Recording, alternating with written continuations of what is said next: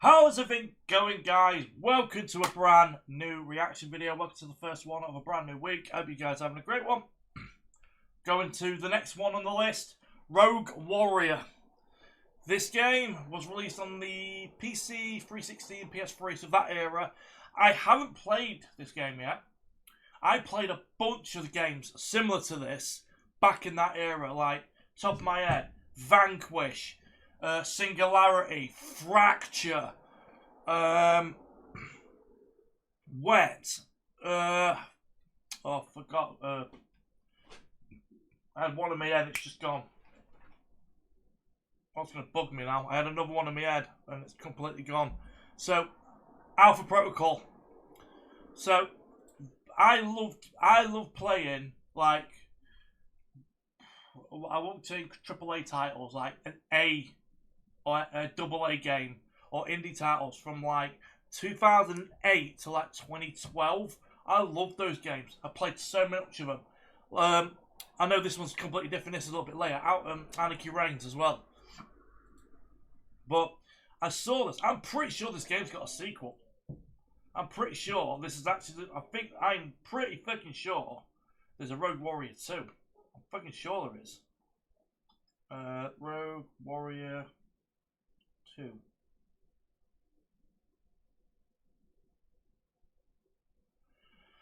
No, it's based on a book, but there is a Rogue. This is based on a book written by a Navy SEAL named That's the Life of Richard Massino. Who he died Christmas Day 2021. So he's been dead 4.5 years. The guy created this. So it's based on a book. There's a bunch of books on it, and it's a first-person shooter as well. So should we get on with it? 3, 2, 1. Let's get through the next one. Rogue Warrior. Let's go. First action title created by Rebellion Developments and released to the PC, Xbox 360, and PlayStation 3 in 2009. Yeah, Rebellion is the same developers as the Sniper Elite series and also the developers of Atomfall. Some may look at the cover of this game and go, meh, this just looks like a generic army warfare game.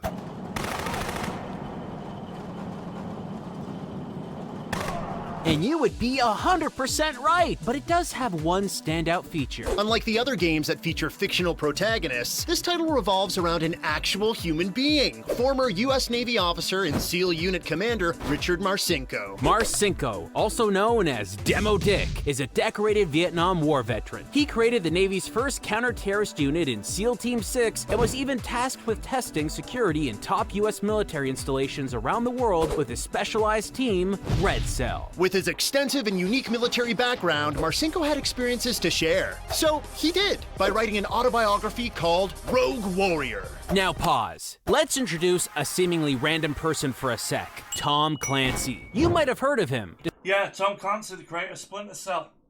Despite having never served in the armed forces, he authored several famous military and espionage-focused novels that had a profound impact on popular entertainment. This includes the world... Yeah, Rainbow Six as well, yeah.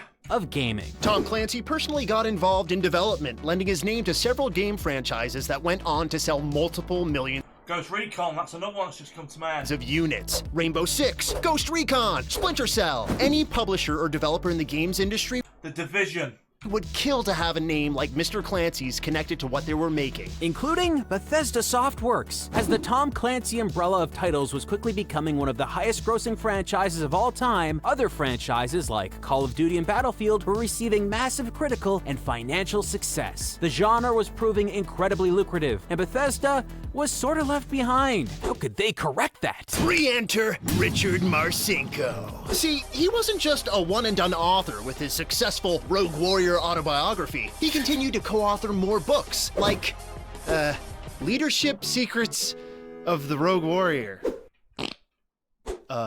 He would also spin the Rogue Warrior branding into its own series of fictional titles, fabricating world events that involved a heavily made-up version of himself. So Bethesda likely eyed Marcinko, thinking, Wait, you're telling me there's a real war veteran who has seen actual combat, who is so good at his job, he founded the real SEAL Team 6, the thing that inspired Tom Clancy's Rainbow Six? Yep. If I was a developer and I was making games, I would. And this guy writes novels about himself, and nobody is making games about him? We need to sign this guy right fucking now! So, in 2006, it was announced that the Rogue Warrior series would be infiltrating the world of video games with the help of publisher Bethesda Softworks. Development duties would be fronted by Zombie Studios, who had previously worked on Tom Clancy's Rainbow Six series. What a coincidence! The game, titled Rogue Warrior Black Razor, would include a slew of features. A campaign that could be played by up to 4 players cooperatively, realistic enemy and team AI, huge customizable multiplayer support. Until it didn't. The Rogue Warrior project went radio silent, missing its 2007 release window. The game was later picked up and sizably rejigged by Rebellion Developments, another company who had worked on Tom Clancy's Rainbow Six series. Another coincidence! This time around, the game dropped the Black Razor subtitle, simply being called Rogue Warrior. Gone was the co-op, the team AI, the ambitious multiplayer promises. Here was a game more heavily focused on death. While it still had the Rogue Warrior moniker, it wasn't going to be based on Richard Marcinko's autobiography. Instead, it would be a totally made-up story. And the Marcinko bass lead would be voiced by none other than Academy Award Best Actor nominee Mickey Rourke. Nice! Big name actor to do the voice as well. Around about that time, I was about to say, around about the time he was doing a wrestler, but I just realised behind him is a wrestler poster behind him. From Diner! Does anyone remember Diner? By none other than Academy Award Best Actor nominee Mickey Rourke. From Diner! Middle. What? Bottom row middle, that's Kevin Bacon, and then above him, I believe that's Steve Gutenberg. Does anyone remember Diner? It has Steve Gutenberg! The Goot! So by this point, Rogue Warrior was rebuilt from scratch. Do you know what? I am getting really fucking good. Really good at recognizing people's faces. I'm getting really fucking good at this. New engine and all, in just over a year. When the dust finally settled on release, what exactly did we get? Only one way to find out. It's time to become the Rogue Warrior. The game begins with an opening cinematic where we see a Soviet security detail systematically picked off by a shrouded figure. He's quick, he's sneaky, he's silent. This is setting the tone for an intelligent first-person stealth action experience that requires intense strategic planning. Exciting! We jump into the main campaign, expecting to see the same skill we witnessed in the opening cutscene, and we're introduced to it. So I've just gone on my phone. Yeah, I'm on my phone. I can pick this game up right now for £4 on Steam. It's £4 on Steam. Do you know what? I might even pick this up. I don't know yet. I'll have to have a think. I might, because I just want to add some random games from 2009. I might add this to the collection. A team of characters that are, though, not so stealthy, in a very loud helicopter. And intelligence? Strategic planning?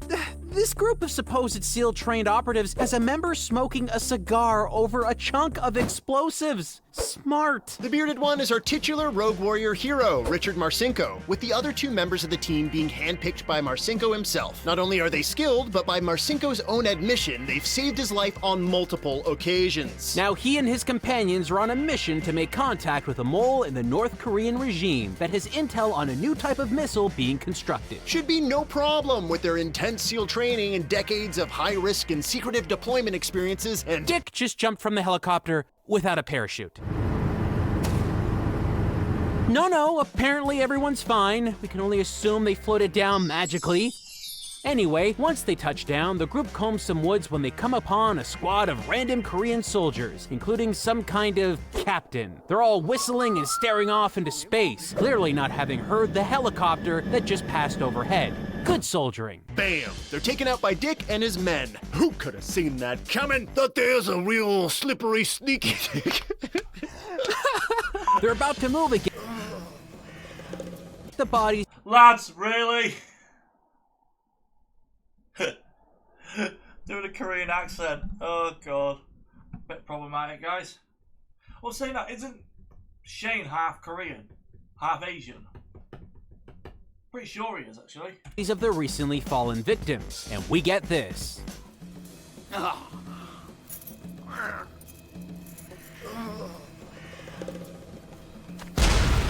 hold on. Let's watch that one more time and see just how long these seasoned operatives have to find acceptable cover.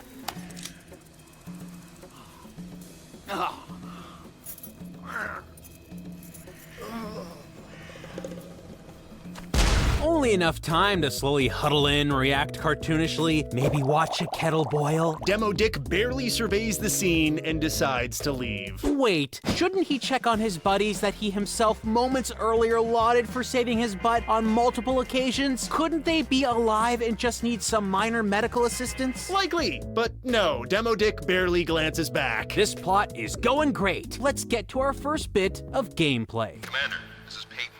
What's your status? It's a total goat fuck. Report. Fuck no. You may notice a cuss or two, Lights out, motherfucker. or three. So here's the rub, folks. Whoa. So I'm guessing this has got a lot of swearing in it. This guy swears a lot. Like, a lot. And we'll talk about that more, but first, we need to mention the... Well, this. About 50 seconds from the moment you first gain control of Demo Dick, the game hard locks up. We had to restart the game multiple times just to progress past the first altercation. Kind of a strange bug, but hey, likely won't happen again, right? It's a total goat fuck. Moving through more of the Oh, the PC version's unstable. There we go. That's why this game's only about £4 on Steam. first section of the game, we're just decimating the enemies. It's shocking. They don't seem to have any idea at all that we're nearby or that we're loudly slaughtering all of their friends. Marcinko's got this impressive one-button insta-kill move that has a variety of fixed animations that all take place in real time. Why bother shooting people with your gun when you can just walk up to them and push the A button? If you think these guys are oblivious, well, eventually we get to a fuse box that we destroy so we can sneak around in the dark. Demo Dick, being the stealthy ninja assassin he is, decides that this is the perfect time to scream. Chew on this, Ed. The enemy is a few feet away, totally stumped. You see what's happening here, right? Demo Dick is trying his best Sam Fisher impression, but I was about to say that. That looks like a rip-off of fucking Splinter Cell. I was about to say that. When I saw the two green lights, I thought, oh, that's probably Splinter Cell. Tom Clancy's Splinter Cell, this ain't. In Splinter Cell, the player can use darkness, stealth, and tech in fun, well-executed ways. In Rogue Warrior, I think my wife is... Oh. I'm pretty sure. Huh. She has. My wife's actually got Chaos Theory on PC. The disc of it. It's in my wardrobe under there. Just double check if it is the one I'm thinking of. Yeah, my wife's got this game here on PC, the actual disc for it.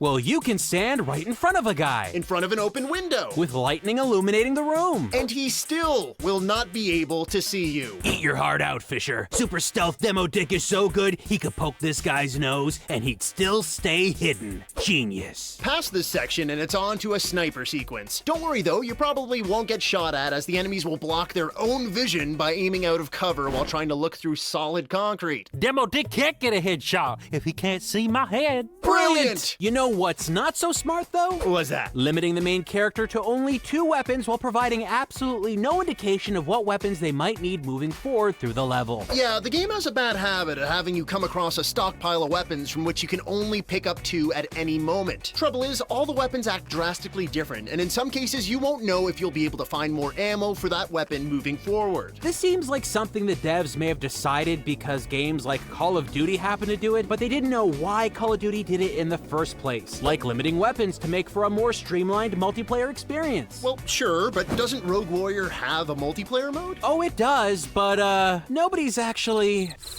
playing it. But back to the single-player mode, take our advice from playing this ultra-realistic shooter. Switch out your second weapon if you'd like, but never, ever drop your silenced pistol. It has infinite ammo, and you always respawn with it. Even if you accidentally drop it during a mission and pick up another weapon, your gun magically respawns in the next level. How did he find the exact same American weaponry in the heart of enemy territory? It's a miracle. And miracles are a regular occurrence in Rogue Warrior. Check this out. Enemies blow open a wall to attack Demo Dick. Now, how did these guys on the other side of the wall know that Demo Dick was there? And what explosives did they use that could blow open a wall but not hurt themselves? Miracle. Here's another. Demo Dick is hiding behind a wall and tossing grenades at soldiers. But no matter what he does or how accurate he is with throwing them, they won't hurt the enemies. Want another? Bullets will not hit Demo Dick in cutscenes, even if they really should. Here he is making a hasty exit from a room after finding some intel. He jumps out onto a balcony ledge, and 3 soldiers rush into the room. They open fire on him. He sits there, head fully in frame as bullets ricochet around him, spouts a one-liner, and throws a grenade that...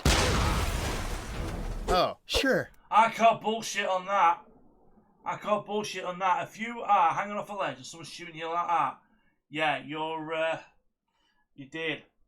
You should be dead. You should... yeah, that's bullshit.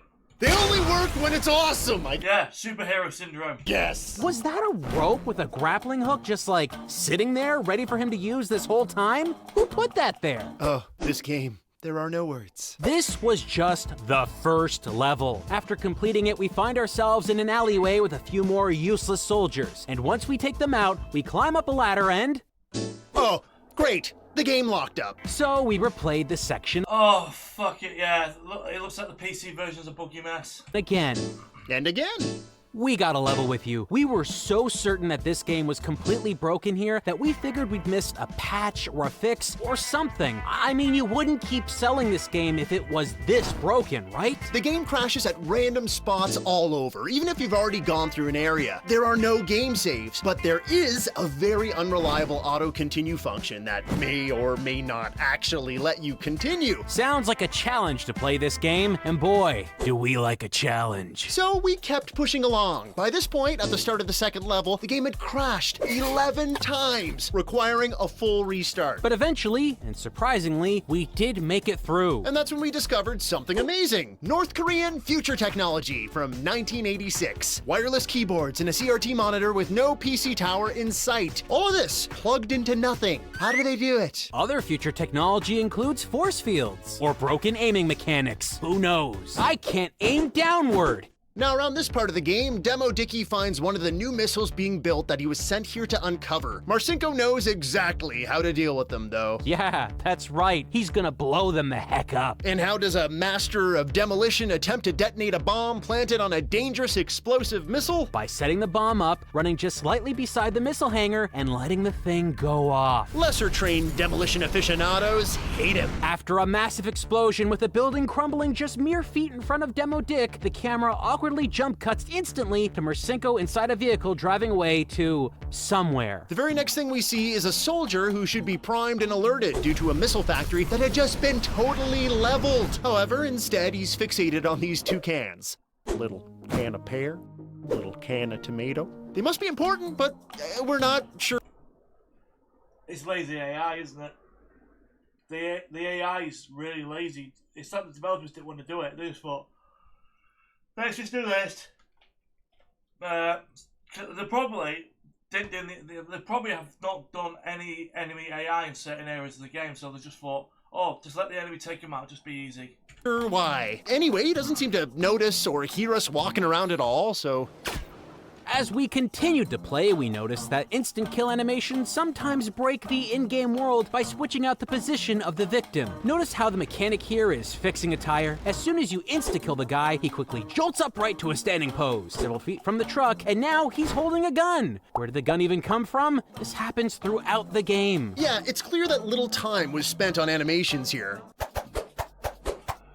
The game falls in and out of wanting to be a stealth experience. For example, we need to take this guy out stealthily as to not alert anyone to our presence. What is our super silent takedown though? Chuck him off a bridge so he can scream like a banshee as he falls to his death. No alarm was raised. We're good. In fact, the only alarming thing in this game is how Demo Dick talks to his superiors. We mentioned the protagonist has quite the dirty mouth earlier on, but some of the things he says to his superiors, they're just unbelievable. Report, Marcinko. What are you seeing out there? It's a goat fuck, Admiral. Your intel was bullshit. And sometimes, when he has no one to talk to over the radio, he just yells things at the top of his lungs while he's out on his super quiet, sneaky missions. Here's a choice gem written for and delivered by Academy Award nominee Mickey Rourke. Suck my balls, my hairy fuck big balls. Wrap them around your fucking mouth. You may assume that this is all part of an inner monologue. It's not. Knock, knock. He's just shouting this to all the soldiers around him. The North Korean soldiers, who probably only speak, Korean. We soon found ourselves desensitized to the weird and awful things being spewed out of Marcinko's mouth, and our focus pulled completely to more of the ridiculous visual glitches in this game. Like our awesome instant damage ability. One bullet makes a door disappear completely from existence. Where did it even go? Where the f did that come from? And on the opposite I love those little mini ghosts, man. I absolutely love those fucking those little ghosts. So fucking, I love it. end, we have this beer bottle, which you can shoot and damage all you want, but it refuses to go away.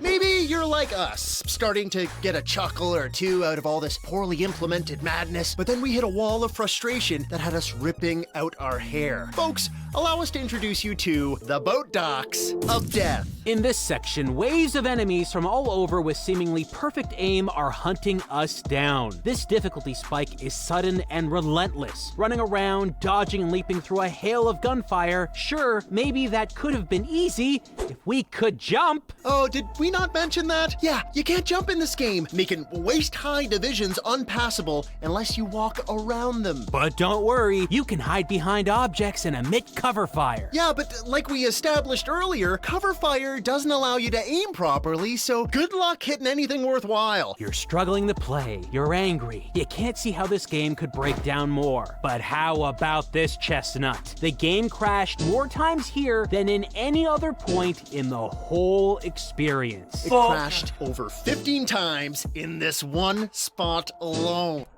26 times already, and they're only on what, mission 3, 4? Oh god, this game's bad. This is bad. So it looks like to me the PC version is very unoptimized. So you're looking at us and you're probably asking, why not switch over to the more stable PS3 or Xbox 360 versions of Rogue Warrior? Well, we can't, because those versions are no longer available on either console's digital store. The Steam release is the only one to have the gall to continue to charge you for this demo dick slop show. After multiple mind-bendingly cruel crashes and attempts, we beat the boat docks. This leads you to yet another fantastic cutscene. This in-engine cutscene shows Marcinko talking nonchalantly to his commanding officer over the radio as he runs and jumps onto a moving train. Hey, Demo Dick can't jump! His commanding officer says, Keep a low profile, asshole. We don't want to make any headlines. Keep a low profile? Then not only did we blow... Guys, so I've just typed in Rogue Warrior. I know IGN is not the be-all end-all. IGN gave this a 1.5 out of 10. And it's got a Metacritic score of 28. And the game, if you want to be in the UK, is a £5. It's £5 in the UK if you want to buy it for the 360 version. Up a missile base and kill countless people along the way, but two soldiers saw us jump onto this very train. so of course, Fucking shoot! you would expect a full army waiting, guns drawn, as anyone on or driving the train was surely notified of Marcinko's obvious presence. No problem. We get out in a chunk of land that's supposedly the border between North Korea and Russia. Why would we be so silly as to expect highly trained, vigilant armed forces here? How can we expect anything in this game to be done competently when they can't even make water look kind of like water? It's tinfoil. I was about to say it looks like tinfoil.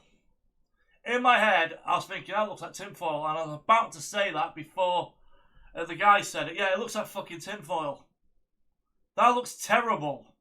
And I mean, that looks fucking terrible. Covered with veins. Other textures like this gap in the wall disappear and reappear depending on how far you are away from it. But those weren't the only glitches. We stumbled upon some serious audio problems. Check out the sequence where we walk into a building. Suddenly all the sound just stops. What the fuck? It seems like the further we get into the latter half of the game, the worse held together Rogue Warrior is, and the more we see the seams of the game that needs tubs of polish. Even basic effects like the snow here seem to have stuttering issues and path problems. It always feels like the snow is moving incorrectly as you're moving around. And while the stealth death sequence animations seemed okay at the beginning, they start to get really lazy really fast. This insta-kill move is so badly animated that Richard pushes the enemy soldier's own gun to his head and fires. Only the gun doesn't fire, and it's not aimed at his head. They even have this one reload animation where Demo Dick throws an empty magazine on the ground. Now, I'm no physics expert or anything, but shouldn't the empty magazine be, on the ground after throwing it there? Where could it have possibly gone? Yeah, I'm just going to say it. This game was a rush job. It was rushed. 100%. It was rushed to meet a deadline, you can bloody tell. Because this was released around about the same time. Bethesda was released, I think Naughty Bear was released around about the same time, and so was Wet, and that game was miles better. I have no idea where it came from. It just sort of appeared. Do you think it's dangerous? Yes. Oh look, more stealth gameplay. Only now the old shooting of the power box to knock out all the lights just alarms all the soldiers who instantly turn around and start to fire on you. I mean, come on, what am I supposed to do with this game? Nothing seems to be stable or consistent. Why bother teaching me this at the beginning if it's not gonna work later? Oh, and of course, 2 seconds after this, it crashed again. Again! Maybe we should take a moment to revisit the plot and figure out what's happening so far. The missiles that were being built in North Korea have been shipped into Russia. So now our brave hero Demo Dickley finds a secret underground bunker in a building where he discovers that Russia is using these missiles as a strategic defense network. These can be used to knock down any incoming missile attacks that the US might fire against them. This effectively makes Russia missile-proof. He learns all this by scoping out some brand new high-def full-color flat-screen monitors mid-80s Russia with that spicy HDR flex. Convenient for Richard too. So of course, he gets into another argument with his superiors over the radio, and he goes against their direct orders and decides, hey, this place needs to blow up. So does he set up one of his many packs of explosives on the console and get the heck out of the building? Of course not. He uses the Russian computer network he's never touched before, because I guess he's a hacker now as well, and sets a missile to blow up the building he's in. Oh, and instead of running away, he just goes deeper into the building itself, because that's safe. Look, we know what you're thinking, and yes, sending a missile to detonate the area directly where you're standing is a very bad idea. But instead of talking about that, let's watch and criticize how these missiles blow up instead.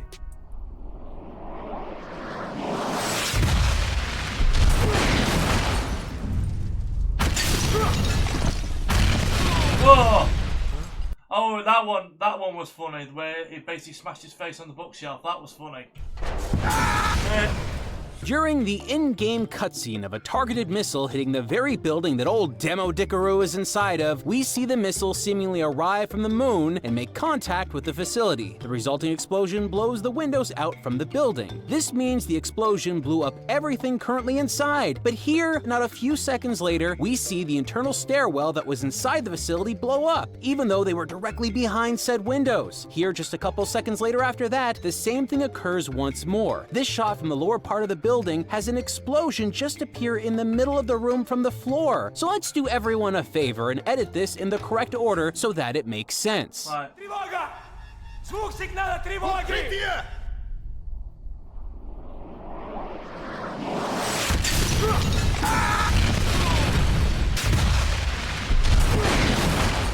Yeah, the editors here got that right. That's how it should have been.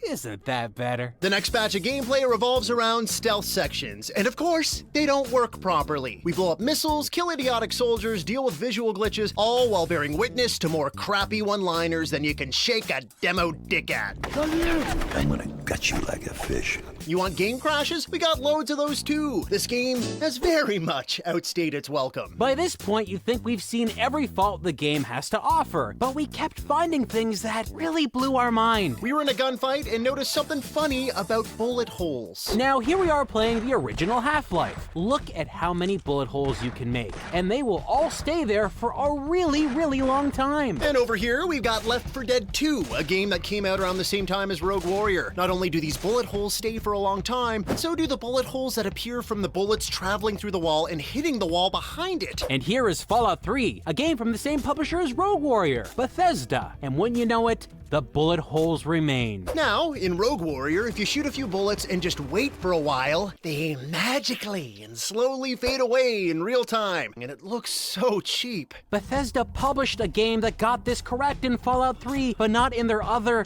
Oh wait, Fallout 3 just crashed. That's, unfortunate? Enough! After playing this game in a crap loop over and over, Yeah, Fallout 3 on Steam is a little bit of a buggy mess, to be fair. They are quite right there. New Vegas works perfectly, though.